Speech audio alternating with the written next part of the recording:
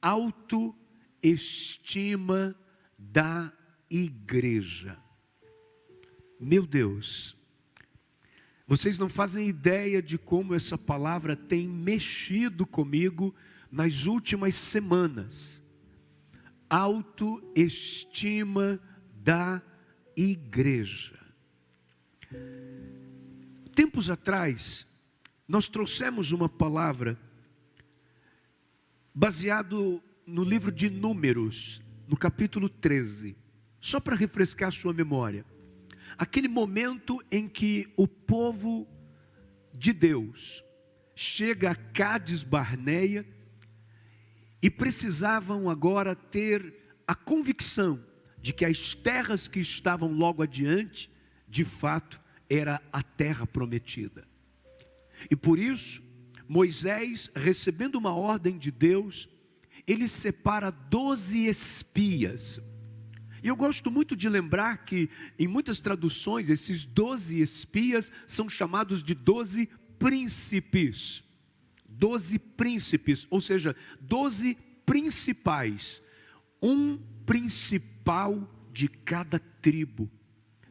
E eles passam 40 dias investigando essas novas terras, para saber se tratava da terra prometida. E depois de 40 dias, eles voltam com um relatório. 10 deles trazem um relatório extremamente negativo, dizendo que a terra era habitada por gigantes, era uma terra populosa, e jamais o povo de Deus teria condições de tomar posse daquela terra, de vencer aquela batalha. Apenas 2 deles, Josué e Caleb, pensavam de forma diferente. Mas eu quero chamar a sua atenção para o que diz um versículo do capítulo 13 de Números, versículo 33. Vimos também os gigantes, os descendentes de Enaque, diante de quem parecíamos gafanhotos. Olha esse detalhe, a nós e a eles. Ou seja, estes homens estavam querendo dizer que eles eram tão pequenos diante dos gigantes, mas não se tratava de uma interpretação apenas dos gigantes ou deles, era dos dois, era isso que eles estavam entendendo. Do mesmo jeito que eles nos olham como pequenos, mais ou menos isso, do jeito que eles nos olham como pequenos, pequenos nós somos. Eles aceitaram esse entendimento, tomaram isso como uma verdade. Isso passou a ser uma crença para eles. Nós somos como gafanhotos, de tão pequenos que somos diante dessa população, diante desses gigantes. E aqui é que eu quero chamar a sua atenção. Você percebe o seguinte: 12 homens importantes, era o principal de cada tribo. Possivelmente, cada um destes tinha uma visão muito especial de si mesmo. Quem é especial sabe que é especial. Quem é principal sabe que é principal. Quem é príncipe sabe que é príncipe. Eles eram príncipes, o mais importante de cada tribo. Então, eles não deviam ter um problema, por exemplo, de autoestima pessoal. Individualmente a autoestima poderia estar elevada, mas coletivamente a autoestima estava em baixa. É aqui que eu quero chamar a sua atenção. A autoestima da igreja vai passar com certeza por esse entendimento inconsciente coletivo. Essa é uma das mais importantes teorias de Jung, Carl Jung, um psiquiatra, psicólogo famoso, que desenvolveu essa teoria, inconsciente coletivo.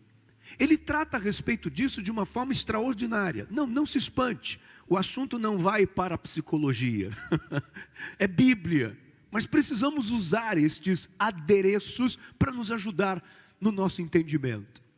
E Jung diz então que numa coletividade, os membros dessa coletividade, eles passam a receber perceber sentimentos, emoções e desenvolver comportamentos herdados. Gente, isso é fantástico.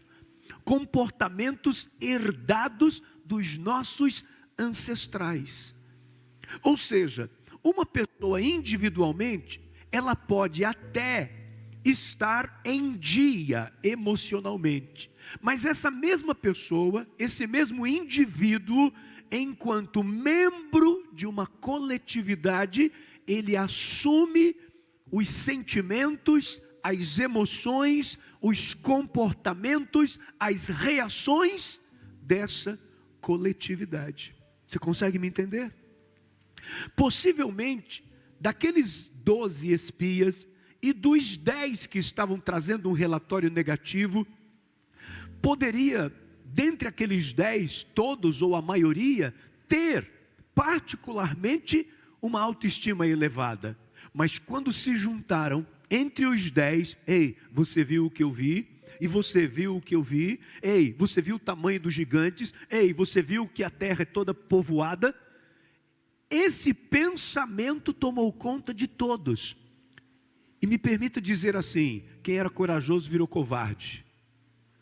Mais ou menos isso. Quem era corajoso virou covarde. É o contrário. Tem gente que fica corajoso quando está de turma. Mas dependendo da turma, o corajoso vira covarde por causa da turma. Se a turma se acovarda, até o corajoso vira covarde também. É mais ou menos isso que Jung defendia na sua teoria do inconsciente coletivo. Se de um lado, individualmente, eu formo os meus pensamentos, meus sentimentos, minhas emoções, e agora eu vou reprimir isso individualmente, no meu inconsciente, existe também, no entendimento de Jung, e também foi provado depois, estudado por muitos, existe até uma escala de autoestima coletiva. Estatisticamente, existe um formulário mundial de Rosenberg, estudado exatamente para medir essa autoestima de uma nação, essa autoestima coletiva. Aliás, não só de uma nação, mas para qualquer grupo que você escolhe, você aplica esse questionário para você poder medir a autoestima daquele povo. Gente, isso é fantástico. Porque isso faz com que a gente comece a perceber e a olhar para nós como igreja. Olha a minha pergunta. A autoestima da igreja, como está? Escute bem. Se as minhas atitudes dentro de uma coletividade estão baseadas na herança dessa própria coletividade, vale a pena a gente pensar e lembrar um pouquinho sobre essa coletividade. Está preparado para fazer uma viagem comigo? Rapidona? Vamos entender um pouquinho sobre o cristianismo? Eu não tenho como entender e aprender sobre o cristianismo se eu não voltar no tempo. Vamos para aproximadamente 1800 a 2000 anos antes de Cristo. Numa região chamada Mesopotâmia, que hoje seria o Iraque. Nessa região da Mesopotâmia, onde surgiu, por exemplo, o código do rei Hammurabi, é conhecida como a primeira grande e importante civilização da terra, na Mesopotâmia. Lá vivia um homem no sul da Mesopotâmia, um homem chamado Abraão. Vivia junto com seu pai, junto com a sua família, na cidade de Ur dos Caldeus. Ali Deus começa a tratar com o coração dele, e usa o seu próprio pai para tomar uma decisão, e eles saem de Ur dos Caldeus e começam a subir a Mesopotâmia na direção do norte. E quando chegam numa cidade chamada Harã, Deus fala forte e poderosamente com Abraão. Gênesis capítulo 2. Quando Deus diz a ele que ele deveria sair da sua terra, deixar a sua parentela e ir para a terra que lhe seria apresentada. Olha, então o Senhor disse a Abraão: saia da sua terra, do meio dos seus parentes e da casa do seu pai, e vá para a terra que eu lhe mostrarei. E neste momento, escute isso, neste momento é que começa a se formar um povo junto de uma religião. É aqui que nasce o povo hebreu e, consequentemente, o judaísmo. A religião nasce junto com a formação desse povo. Só para entender, a palavra Mesopotâmia significa cidade entre rios, porque ela ficava entre o extraordinário rio Eufrates e o rio Tigre, na Mesopotâmia. Quando eles saem dali, e quando em Harã, Abraão recebe essa palavra, e começam a partir desse momento serem chamados de hebreus. Hebreu significa aquele que é do outro lado do rio Eufrates. Esse é o significado do nome hebreu, do outro lado do rio, e obviamente Eufrates. Então, quem é esse povo? Esse povo é aquele do outro lado do rio. E agora Abraão começa a levar sua família, e quando pensa em família, pense aí em dezenas, centenas de pessoas. Ele é chefe de um clã, e ele sai de Harã e começa a se dirigir para a terra de Canaã. Vai prestando atenção.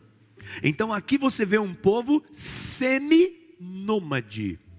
Comece a entender quais são os sentimentos de uma pessoa que sai da sua terra para ir para outra terra. Comece a entender. Comece a entender a mudança de culturas. Comece a entender os sentimentos, para você chegar no cristianismo. Quando eles estão agora vivendo em Canaã, a terra não prospera. Períodos de seca, uma terra improdutiva, e eles saem dali e vão para o Egito. Eles vão para o Egito justo quando no Egito está existindo também uma confusão de poder. Os Hicsos estão tomando conta do Egito. E por isso acaba abrindo uma brecha para eles entrarem. Eles não estavam tão preocupados com os pequenos, preocupados só em guerrear com os grandes. Aí os hebreus entram e começam a se dar bem. Mas de repente os egípcios voltam os olhos para os hebreus e veem a prosperidade deles e os escravizam. Por mais de 400 anos, eles são escravizados. Vá pensando nos sentimentos, porque esse é o propósito de eu estar te contando essa história toda. Vá pensando, os sentimentos. Eles saem da Mesopotâmia, agora eles vão para Canaã. Em Canaã as coisas não dão certo, eles vão para o Egito. No Egito, nova cultura, novos costumes, e são escravizados por 420 anos. Mais de 400 anos eles vivem debaixo dessa escravidão. Nós vamos ter que dar saltos na história para poder chegar onde a gente quer. Esse povo agora sai da escravidão do Egito, passa 40 anos no deserto. 40 anos no deserto. 40 anos sem casa. 40 anos sem ter segurança das coisas. Onde é que nós vamos beber água? O que nós vamos comer? Como é que vamos fazer com a roupa das crianças? 40 anos. Nômade, seminômade. E voltam para a terra prometida. Voltam para Canaã. Chegam nesse momento da história que nós acabamos de ler. Com que ânimo? Com que espírito? Acabados. Emocionalmente era um povo acabado. Eu sei que alguns podem se espantar de me ouvir dizer isso, mas é verdade. Por que você acha que a todo momento aquele povo queria pegar pedra para jogar em Moisés, para apedrejar Moisés? Porque esse povo emocionalmente vivia dizendo assim: não tinha cemitério lá no Egito para a gente morrer lá não, precisava nos trazer para morrer aqui. O que é isso? Senão pessoas que estão sempre se achando o pior dos piores. Olha o que eles chegavam a dizer: não era melhor a gente ser escravo e estar vivo? Era melhor, estou sentindo saudade da escravidão. O que é isso? Essas afirmações, gente, vê se você concorda comigo, são ou não são afirmações de pessoas que emocionalmente estão arrasadas? Era isso que acontecia com aquele povo. Veja como é que eles eram. Muito bem, chegam em Canaã, se estabelecem e tal. Aí, de repente, quando eles estão povoando toda a terra, todo o território de Israel, eles se dividem.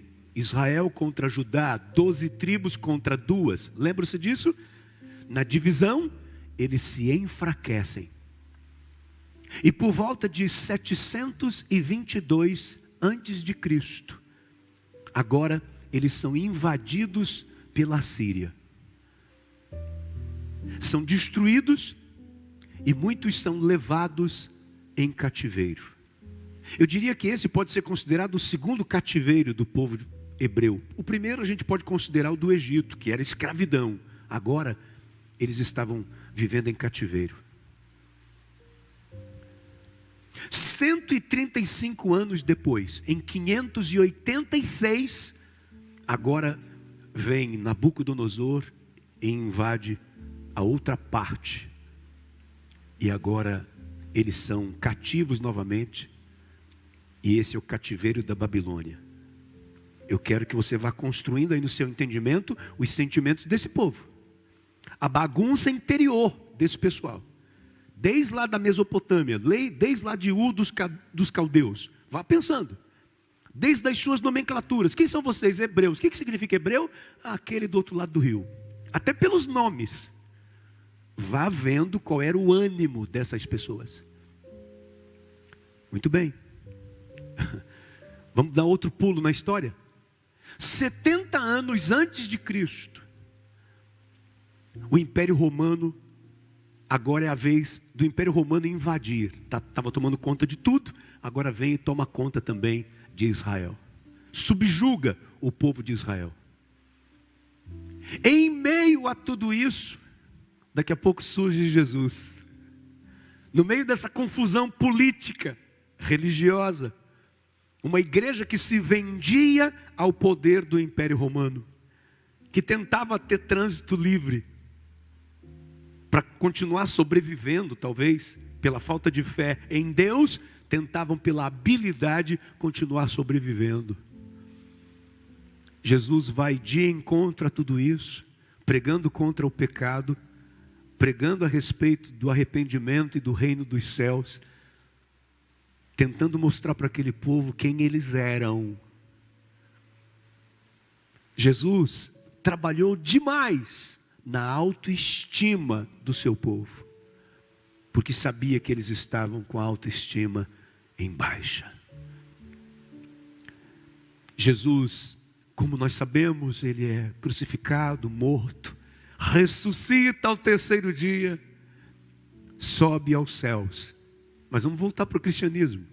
E então continua agora a história da igreja. E essa igreja, ela passa por uma perseguição terrível após Jesus Cristo subir aos céus. Aproximadamente 64 anos depois de Cristo.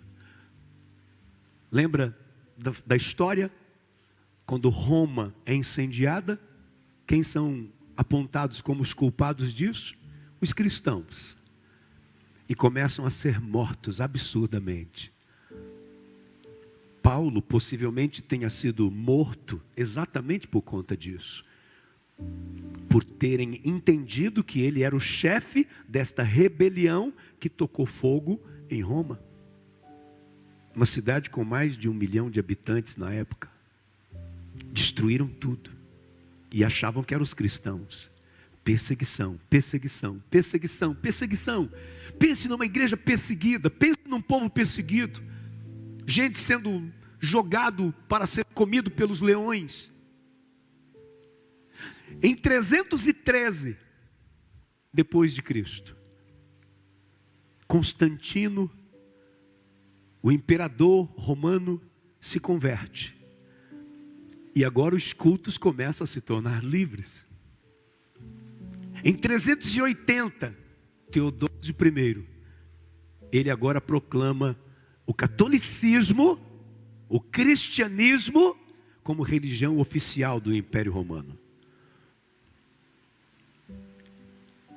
Vamos dar outro salto. A igreja continuava sendo perseguida. 31 de outubro de 1517, um padre católico, um monge católico, na Alemanha, um homem chamado Martinho Lutero, inconformado com o que a igreja tinha se transformado, vendendo indulgências, se desviando da palavra de Deus, apresentando outras formas de ser salvo que não fosse através de Jesus, revoltado com tudo isso, ele vai até a porta de uma igreja no castelo de Wittenberg e prega na porta desse castelo, na porta dessa igreja do castelo, as suas famosas 95 teses, mostrando tudo que a igreja deveria fazer para voltar ao caminho inicial. Obviamente, isso não foi bem recebido pelo Papa e começa uma grande perseguição. Uma perseguição contra a Bíblia Sagrada, uma perseguição contra os chamados, aquilo que somos hoje, protestantes. Protestantes. Desde 1517. Protestantes. Só a Bíblia. Só a palavra de Deus. Era isso principalmente que os cristãos defendiam. Os cristãos protestantes. Vamos dar outro salto? 1624. Os holandeses chegam ao Brasil. Sabe onde? No Nordeste. Trazendo o Evangelho. 1624. 200 anos depois, o Evangelho começa a se alastrar por todo o nosso país. Começou no Nordeste. 1624. Em 1824, aí agora o Evangelho começa a chegar para todo canto. Ah, pastor, mas hoje nós estamos em 2020, que bacana, que legal, mudou.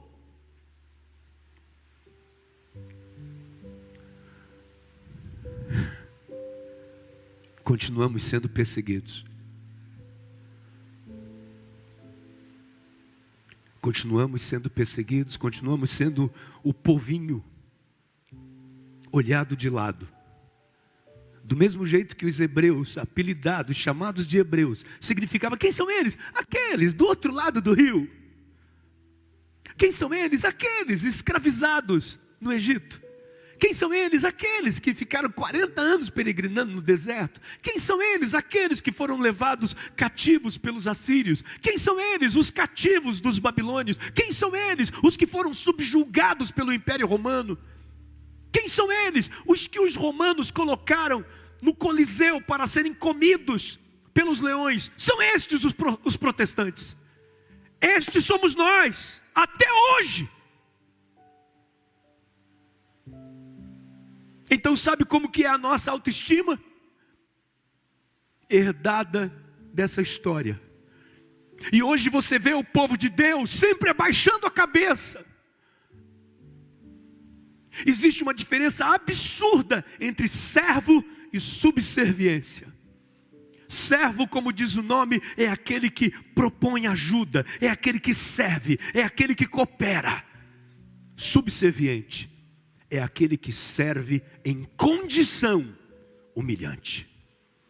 Esse é o significado. Se você procurar no dicionário, é isso que você vai encontrar. Subserviente, aquele que serve em condição de humilhação. E é assim que a igreja tem vivido nos dias de hoje. Porque a autoestima da igreja é baixa. Nos acostumando com migalhas. Às vezes quase que pedindo desculpa por estarmos respirando. Sem que a gente perceba a nossa importância neste mundo, não adianta esperar que os outros enxerguem. A cabeça de muitas pessoas, ela embota, diminui no meio do povo de Deus. Meu Deus, que coisa que eu estou dizendo. Uma pessoa, ela pode emocionalmente estar até bem, se ela se converter e começar a andar com a cabeça da igreja dos dias de hoje, é capaz dela perder a autoestima que ela tinha. Eu sei a consequência do que eu estou lhe dizendo. Eu sei o peso do que eu estou lhe dizendo, mas estou lhe dizendo no temor do Senhor, que é hora da igreja mudar essa história, em nome de Jesus. E é por isso que você não pode ouvir igreja falar de política, que tem gente que fica, não, igreja não pode tratar com política. Por quê? Sabe por quê? Porque se vê como pequeno, sem entender que nós temos poder e autoridade para abençoar toda a terra. Sem entender que nós precisamos ter pessoas de Deus, tementes a Deus, pessoas com valores espirituais, com princípios cristãos, em todos os lugares da sociedade. Para quê, pastor? Porque nós precisamos aparecer? Não, porque o Senhor nos disse em Deuteronômio capítulo 28, no versículo 13, que se formos obedientes a Ele, o Senhor nos colocaria por cabeça e não por cauda, estaríamos por cima e não por baixo. E sabe para que isso? Para abençoar. Quando nós falamos da igreja assumir o seu lugar, não é assumir uma posição de subjugar os outros, pelo contrário, é de estar por cima, sabe para quê? Para poder servir, para poder abençoar. Mas só pode abençoar, só pode se colocar na condição de entregar alguma coisa, aquele que sabe que tem alguma coisa para entregar. Aquele que sabe que tem poder e autoridade para fazer a diferença. Então, infelizmente, Jung estava certo. O coletivo, ou o inconsciente coletivo, faz com que a igreja de hoje se encolha, sem entender o seu real poder, inclusive num momento como esse que nós estamos vivendo. Quer saber de uma coisa? Os governantes deveriam estar consultando a igreja. Os governantes devem consultar os seus técnicos, os seus especialistas, os infectologistas, os cientistas, e deveriam estar consultando a igreja também. Homens de Deus, profetas, líderes, sacerdotes, qual a palavra que vocês têm para esse momento? Mas sabe por que não nos procuram? Porque eles, eles não. O problema somos nós, que não nos colocamos no nosso devido lugar, que estamos sempre abaixando a cabeça para coisas que nós deveríamos nos levantar de forma diferenciada. Não é com rebeldia, longe de violência, mas com autoridade espiritual. A autoestima da igreja precisa ser restaurada. Evangelho de Mateus, capítulo 5, versículos 13 em diante. Vocês são o sal da terra, mas se o sal perder o seu sabor, como restaurá-lo? Não servirá para nada, exceto para ser jogado fora e pisado pelos homens. Vocês são a luz do mundo. Não se pode esconder uma cidade construída sobre um monte. E também ninguém acende uma candeia e a coloca debaixo de uma vasilha. Está entendendo, igreja? Seu lugar não é escondido debaixo da cama, cheio de medo. Não se põe uma candeia debaixo da cama. Ao contrário, coloca no lugar apropriado, e assim ilumina a todos os que estão na casa. Assim brilhe a luz de vocês diante dos homens, para que vejam as suas boas obras e glorifiquem ao Pai de vocês que está nos céus. Jesus está dizendo que a igreja tem que aparecer. Jesus está dizendo que a igreja tem que ser percebida nas suas obras, nas suas atitudes. E por favor, não venha imaginar que as atitudes da igreja são apenas de fazermos cestas e ajudarmos pessoas necessitadas. Esse é o mínimo do mínimo que nós podemos fazer. Nós podemos tirar as pessoas da condição de necessitarem de cestas, pelo poder do Evangelho, pelo poder da palavra, a partir de decisões sábias. Pastor, a igreja tem que estar distante dessas coisas, a igreja tem que se fechar e apenas orar. Quando Jesus Cristo morreu, deixa eu te mostrar isso. Mateus, capítulo 27.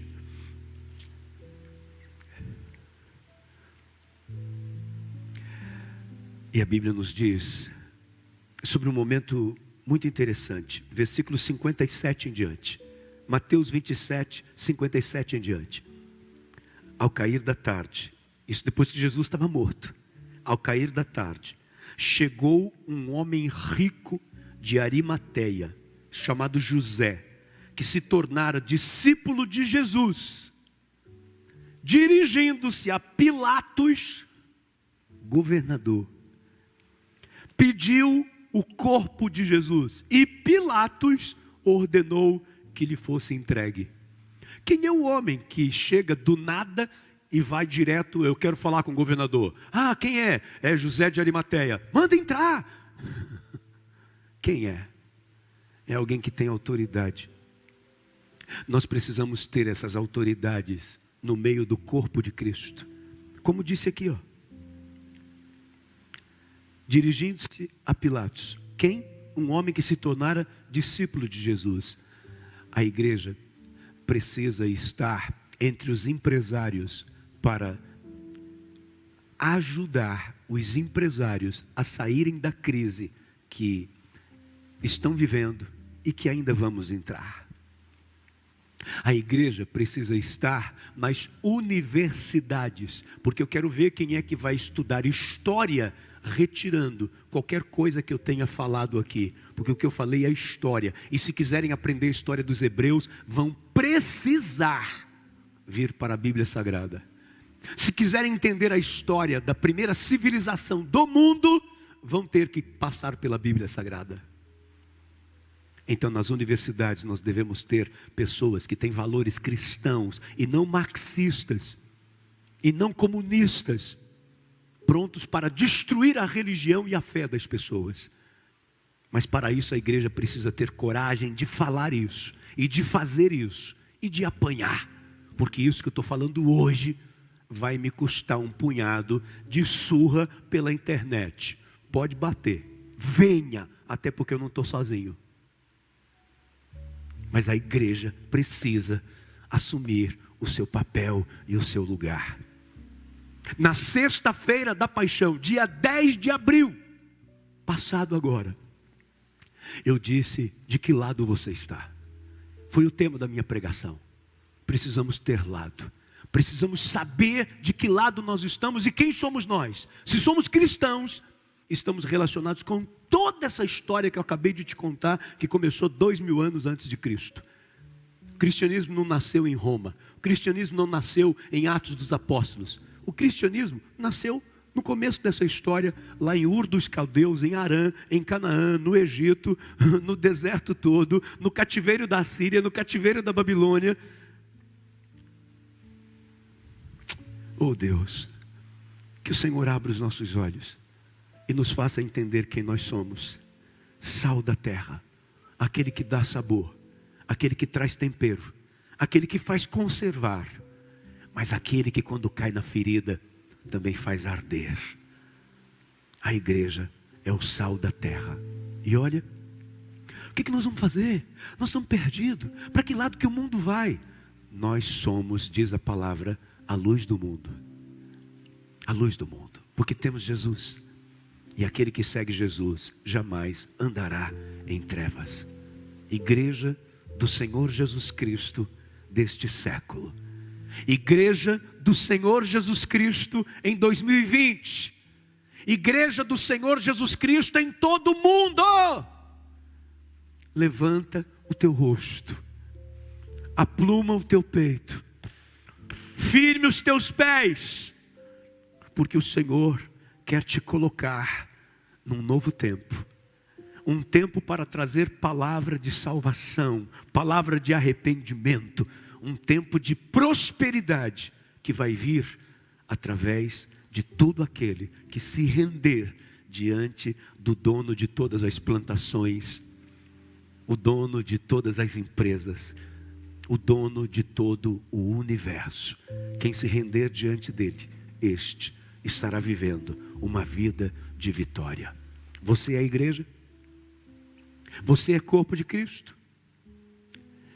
Se Jesus disse que nem o inferno pode prevalecer contra a igreja, quem mais pode prevalecer? Quem pode se levantar contra a igreja do Senhor Jesus Cristo, se as portas do inferno não podem prevalecer contra ela? Imagine.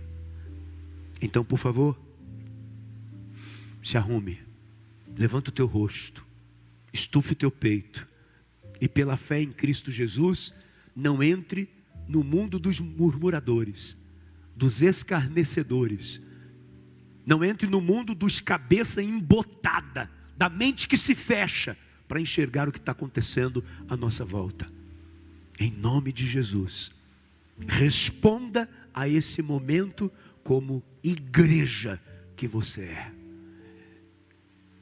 Senhor meu Deus, em nome de Jesus Cristo, eu peço que neste momento tua bênção e tua graça se manifeste de uma forma extraordinária e poderosa sobre a vida de todos os teus filhos. Sempre oramos por todos aqui neste momento, Senhor. Oramos por todos indistintamente, mas em primeiro lugar, a minha oração neste momento é por um povo chamado igreja. Que esta pessoa que entende que ela é igreja, que ela se permita ser levantada pela força, pelo poder, pela autoridade do Espírito Santo de Deus. E nessa autoridade, esta pessoa possa marchar contra todo espírito maligno, contra todo demônio que tem tentado contra a nossa nação, tem tentado contra o mundo, tem tentado contra as famílias, tem tentado contra as nossas crianças, os nossos adolescentes, os nossos jovens. Em nome de Jesus, como igreja, nos levantamos para desfazer toda obra diabólica. E se o diabo conseguiu deitar e rolar na baixa autoestima da igreja, não terá mais êxito, não terá mais sucesso, porque estamos nos levantando com o entendimento de quem nós somos. Nós somos mais que vencedores por Cristo Jesus, nosso Senhor e Salvador. É nessa autoridade que nos levantamos para fazer a diferença, a começar do lugar onde estamos, do mundo do nosso tamanho, seja a nossa cidade, seja o nosso estado, o nosso país. É assim que nos levantamos, dentro da nossa casa, no bairro que nós moramos, onde passamos, seja no trabalho, na faculdade, no colégio, onde passamos, onde estivermos, queremos deixar a marca da igreja, a igreja que abençoa, a igreja que acolhe, não é a igreja acusadora, não é a igreja que é problema, a igreja que tem a solução, que é Jesus Cristo. Que nos levantemos assim, Senhor, para a glória do teu nome. Por isso, também como igreja, nos levantamos para abençoar todos que nos assistem agora e precisam de um milagre. Porque a igreja tem esta autoridade para ligar aqui na terra e será ligado nos céus. Estamos ligando aqui com a tua bênção de milagre, de cura sobre a vida daqueles que estão enfermos. Estamos ligando aqui na terra o fim desse vírus maldito em nome de Jesus. Declarando tua bênção, declarando um tempo de prosperidade, declarando um tempo de choro, de arrependimento, que é a base, o começo, o início de todas as mudanças que precisamos para a nossa vida. É assim que nos levantamos, Senhor, como igreja, para abençoar aqueles que estavam tristes, desanimados em sua casa, aqueles que estavam permitindo passar pela sua mente até pensamentos de morte. Repreendemos esse pensamento de morte em nome de Jesus e declaramos vida sobre cada pessoa que nos assiste agora. Vida, vida abundante. Que cada pessoa comece a ter a sua mente nesse momento trabalhando de uma forma extraordinária, em sonhos extraordinários também. Não apenas os sonhos que já tinham e estavam até pensando que esses sonhos estariam caindo por terra, pelo contrário, que esses sonhos sejam aumentados e o Senhor comece desde já a dar a estratégia para cada pessoa alcançar e tomar posse disso. Em nome de Jesus, Senhor, em nome de Jesus, que possamos avançar. Queremos romper com todos esses sentimentos do nosso inconsciente coletivo, que nos fazia nos enxergar como um povinho oprimido, sempre colocado no canto, sempre tendo que abaixar a cabeça, querendo servir, não como servo, mas com subserviência. Isso não aceitamos mais, Pai. Em nome de Jesus, nos humilharemos sempre aos Teus pés, mas diante dos homens a igreja será exaltada. Em nome do Senhor Jesus Cristo, nos levantamos com palavra de socorro, nos levantamos com palavra de bênção, nos levantamos como verdadeiros enviados por Ti para fazer a diferença neste mundo. Onde estiver agora uma pessoa que represente a igreja, não a igreja denominacional, a igreja de Cristo, onde tiver agora uma pessoa, que esta pessoa seja usada como instrumento poderoso dos céus, uma arma poderosa dos céus, para abençoar onde ela estiver, em nome de Jesus, em todos os ambientes, em nome de Jesus, para a glória do Teu nome. Tira a venda dos olhos das pessoas que estão cegas, ó Pai, tira, ó Pai, a dificuldade de entendimento da realidade do que acontece à nossa volta. Tira, meu Pai, em nome de Jesus, tire a venda, por um milagre Teu, Senhor.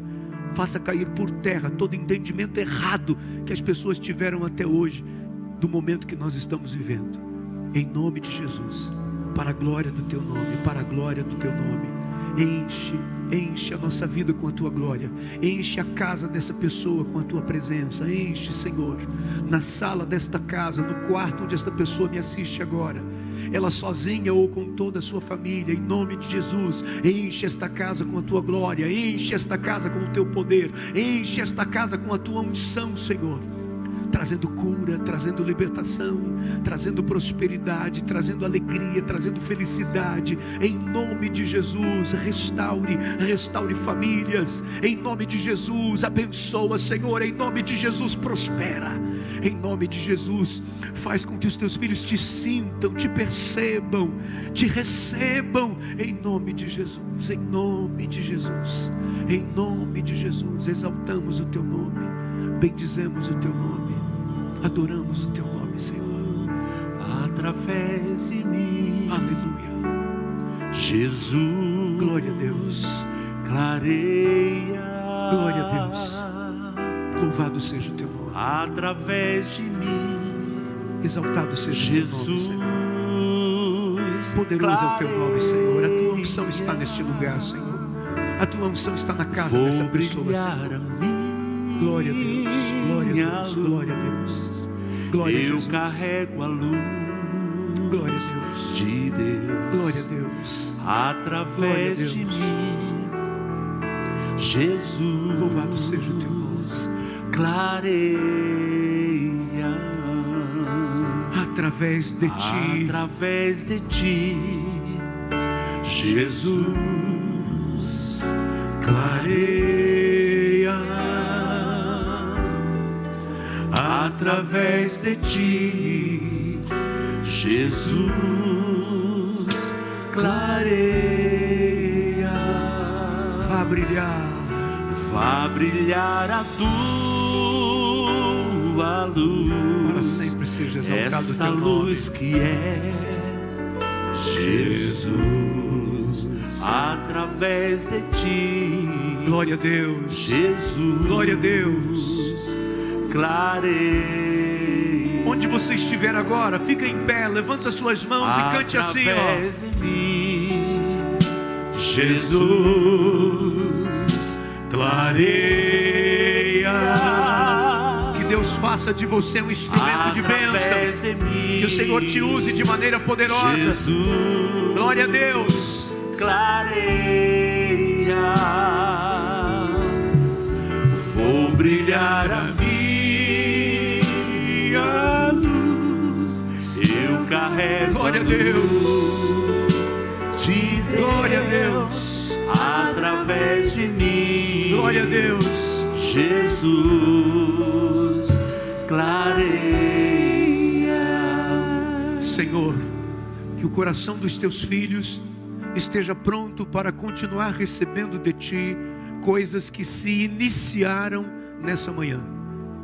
Em nome de Jesus, que de forma tremenda, profunda, poderosa, o Senhor continue tratando. Eu sei que vidas neste momento estão em casa falando em línguas. Eu sei que vidas estão sendo cheias da tua unção e do teu poder. Eu sei que o batismo com o Espírito Santo está acontecendo agora. Poder e autoridade dos céus sendo derramado sobre a vida de todo aquele que crê, sobre a vida de todo aquele que quer ser usado, que quer ser instrumento em tuas mãos.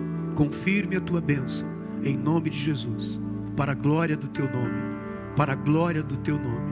Amém, amém e amém, Jesus. Que Deus continue abençoando sua vida. Que Deus trate com você de uma forma como só Ele pode. Não é homem algum, não é placa denominacional alguma, mas só Ele pode. Mas que a sua autoestima seja restaurada. Seja restaurada em todos os aspectos. Sabe, quando eu preparava essa mensagem e eu chorava diante de Deus, eu estava pensando no povo, o povo cristão evangélico no nosso país. Meu Deus, que facilidade para valorizarem tudo que se coloca um nome em inglês. Que facilidade para falar de tudo que vem de fora. Eu estava ouvindo coisas que vêm de fora e fiquei pensando, eu não concordo com isso biblicamente. Não tem sentido isso. E eu fico querendo ouvir pastores brasileiros, cheios da unção como são, cheios da unção como são, e de repente as pessoas se rendendo tanto a ouvir coisas sempre que vem de fora. Pastor, tem alguma coisa contra isso? De forma alguma, não sou xenofobista. Louvado seja Deus. Lembra que eu falei? 1624 os holandeses chegaram no Nordeste para trazer o Evangelho. Louvado seja Deus pelos estrangeiros. A raiz da minha igreja, a Igreja do Evangelho Quadrangular, é americana.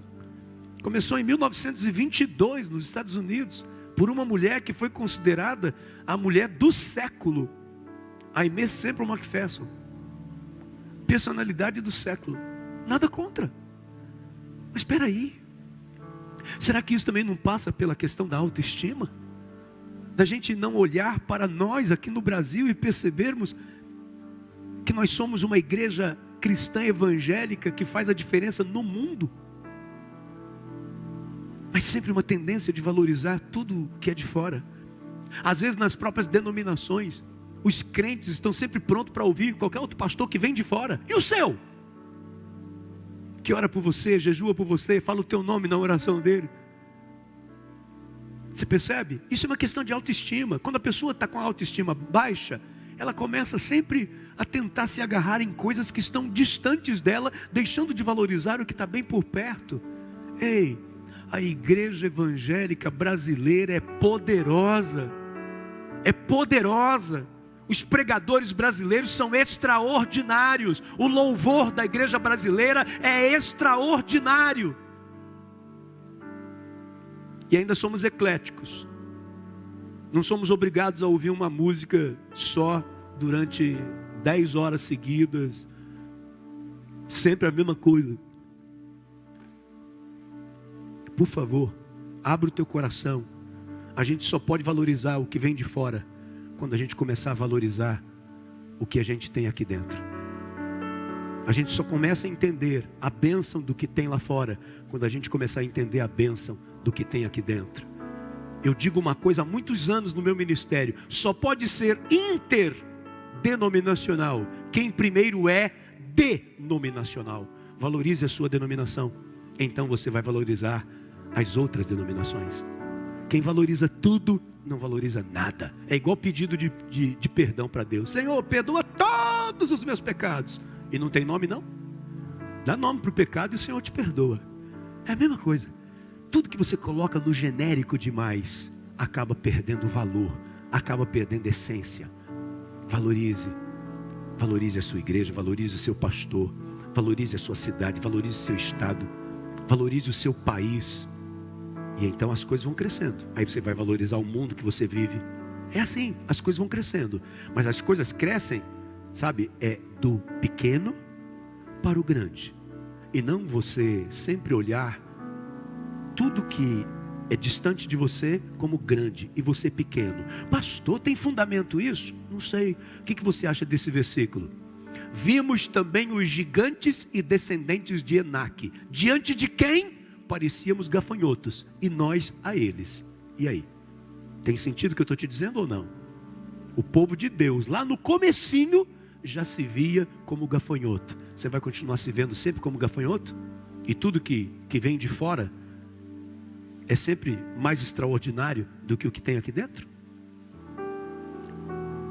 Igreja do Senhor Jesus Cristo, é hora da gente se levantar com autoridade e entender que nessa terra também tem profeta, no nome de Jesus. 17 horas, eu estou aqui novamente com o nosso culto online. Convido você para estar com a gente. Se vai ser a mesma pregação, eu não sei. Eu não sei. Eu sei que eu vou estar aqui para pregar a palavra de Deus. 17 horas. Convido você. Compartilhe com seus amigos. Amanhã, deixa eu te anunciar uma live amanhã. Estamos fazendo uma série falando sobre lições do isolamento. E amanhã eu vou fazer uma live com a pastora Patrícia Queiroz.